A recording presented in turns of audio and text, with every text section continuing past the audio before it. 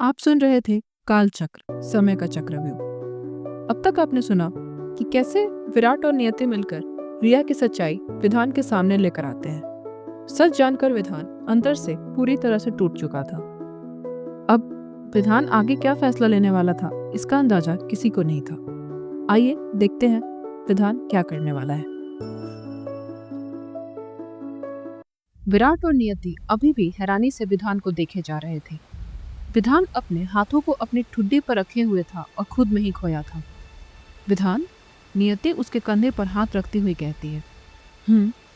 विधान अपने ख्यालों से एकदम से बाहर आते हुए कहता है, तुम ठीक तो हो ना? नियति कहती है, हाँ मैं बिल्कुल ठीक हूँ, मुझे क्या होगा भला? विधान अपनी नजरें चुराते हुए कहता है। नियति यह सुनकर विराट की ओर देखने लगती है तो विराट भी अपने निचले होठ को दबाकर नियति की ओर देखने लगता है। अगले ही पल विराट विधान की ओर आता है और कहता है, अच्छा ये बता, तूने आगे का क्या सोचा है? मतलब? विधान हैरानी से उसकी ओर देखते हुए कहता है, मतलब ये कि अब तू रिया से शादी नहीं कर सकता ना, वो तेरे लायक नहीं है, तो अब क्या करेगा तू? विराट अपना हाथ मोड़ते हुए कहता है, हाँ तो रिया से शादी थोड़ी करनी है। विधान अपना चेहरा दूसरी ओर घुमाकर कहता है, तो मुझसे शादी करोगे? नियति कहती है तो विराट और विधान हैरानी से उसकी ओर देखने लगते हैं। बोलो, नियति शरारत से मुस्कुराती हुई कहती है। विधान ये देखकर समझ जाता है कि नियति उसकी टांग खींच रही है। वो कुछ नहीं कहता और बस हल्का सा मुस्कुरा देता है। अरे तुम दोनों भी यहाँ हो? रिया अंदर आती हुई कहती है। रिया को वहां देख विधान के चेहरे के भाव एकदम से बदल जाते हैं और उसके चेहरे पर गुस्सा साफ दिखाई देने लगता है। विधान के हाव भाव देखकर नियति विराट की ओर देखने लगती है तो विराट उसे शांत रहने का इशारा कर देता है। विधान,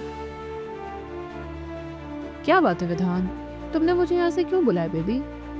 रिया विधान की ओर आती हुई कहती है। विधान एक गहरी सांस लेता है और अपनी जगह से खड़ा होकर नियति की ओर आते हुए कहता है, तुम्हें कुछ बताना था। क्या? यही कि मैं नियति से शादी कर रहा हूँ।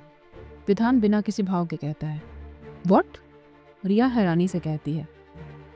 विराट और नियति ये सुनकर हैरानी से विधान की ओर देखने लगते हैं। हाँ, तुमने सही सुना। विधान एक बार फिर बिना किसी भाव के कहता है। ये क्या कह रहे हो तुम? तो तुमने मुझसे वादा किया था कि तुम सिर्फ मुझसे शादी करोगे। रिया आंखों में आंसू भरकर कहती है। विधान कुछ नहीं कहता है, बस खामोशी से रिया को देखता रहता है। तुम कैसे कर सकते हो ये? तुम जानते हो ना मैं तुमसे कितना प्यार करती हूँ, प्लीज मेरे साथ ऐसा मत करो। रिया कहती है, देखो रिया, मेरे मॉम और डैड और मेरे फैमिली मेरी शादी नियति से कराना चाहते हैं। विधान सहज भाव से कहता है। नियति और विराट एकदम खामोश विधान को देखे जा रहे थे। उन्हें समझ नहीं आ रहा था कि विधान आखिर क्या करना चाहता है। मैं तुम्हें किसी और का नहीं होने दूंगी, रिया लगभग रोती हुई कहती है। विधान उसे एक नजर देखता है और वहां से जाने लगता है। तभी रिया पीछे से उसका हाथ पकड़ लेती है। विधान को इस वक्त अंदर ही अंदर बहुत गुस्सा आ रहा था, लेकिन इस वक्त उसके पास रिया के धोखे का कोई सबूत नहीं था। इसलिए वो एक गहरी सांस लेकर खुद को शांत करता है और रिया से अपना हाथ छुड़ाते हुए कहता है, बस रिया, मुझे जो कहना था वो मैं कह चुका। रिया इसके आगे कुछ नहीं कहती है, बस विधान को एक नज़र घूर कर देखती है और वहां से चली जाती है। रिया के जाते ही विराट विधान के पास आता है और उसके कंधे पर हाथ रखता हुआ कहता है, ओए क्या बे, तेरा दिमाग ठिकाने पर है ना? ये क्या बक रहा था तू उसके सामने? हाँ विधान, क्या है ये सब? ये क्या बोले जा रहे थे तुम? नियति उसके दूसरी साइड आती हुई कहती है। रिलैक्स गाइस, मैं बताता हूँ सब। विधान अपना हाथ आगे कर उन्हें शांत रहने का इशारा करता हुआ कहता है।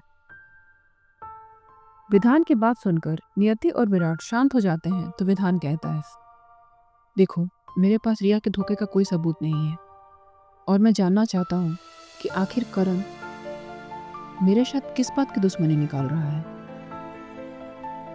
लेकिन बिना सबूत के मैं रिया को कुछ नहीं कहना चाहता था और मैं उसे अपनी जिंदगी में और बर्दाश्त नहीं कर सकता। इसलिए मैंने ये सब कहा। लेकिन तुम सब कुछ अपने कानों से सुन चुके हो, तो फिर क्या जरूरत है कुछ जानने की? नियति हैरानी से कहती है। नियति, बिना किसी सबूत के मैं किसी पर इल्जाम नहीं लगा सकता, और मैं जानना चाहता हूँ कि करण मेरे साथ क्या करना चाहता है। उसे किस बात की दुश्मनी है मुझसे? उसने रिया को मेरी जिंदगी में क्यों भेजा? विधान कहता है। पर ये सब कैसे करेगा तू? विराट हैरानी से कहता है। बस इन सब से अपना हिसाब करना है मुझे। मैं जानना चाहता हूँ कि करण को मुझसे किस बात की दुश्मनी है, और मैं ये जानकर रहूंगा। विधान खोए हुए अंदाज में सामने देखता हुआ कहता है। विराट और नियति इस वक्त हैरानी से उसे देखे जा रहे थे। इस तरफ रिया किसी अपार्टमेंट के पार्किंग एरिया में थी और फोन पर बातें कर रही थी। क्या यार, सारा पासा पलट गया यहाँ तो। अब वो विधान कह रहा है कि वो उस नियति से शादी करना चाहता है। हमारा क्या होगा अब? रिया परेशान होती हुई कहती है। क्या तुम्हारे प्यार का असर इतना कमजोर था?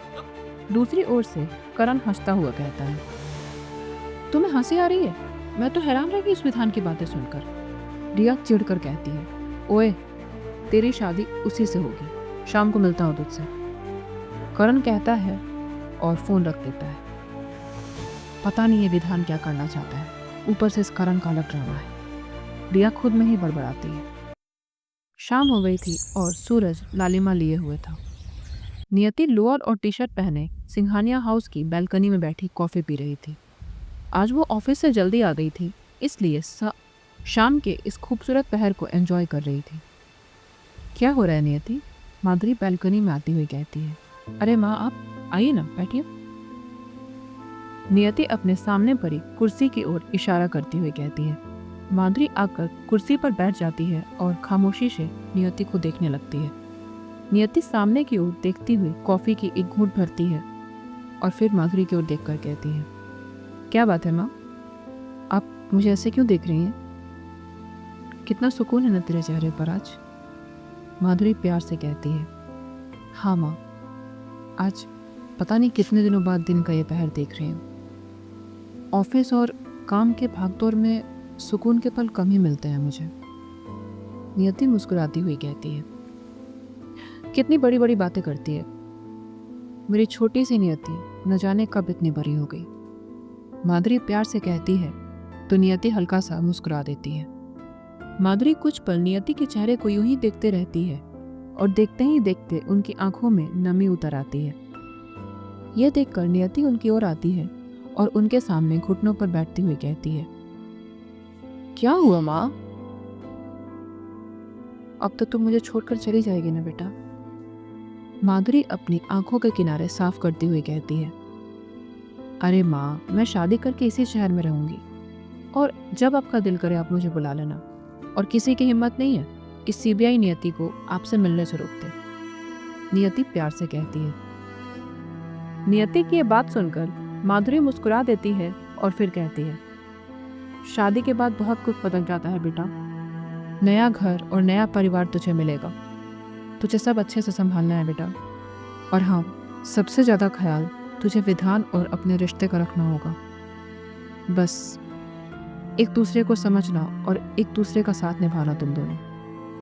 तुम्हारा प्यार और तुम्हारा विश्वास, यही इस रिश्ते की नींव होगा बेटा। ये सुनकर नियति के चेहरे से हंसी एकदम से गायब हो जाती है और वो मन ही मन खुद से कहती है। अब मैं आपको कैसे बताऊंगा, ये शादी किसी रिश्ते के लिए नहीं बल्कि एक मकसद के लिए हो रही है। सुनते रहिए कालचक्र, समय का चक्रव्यूह।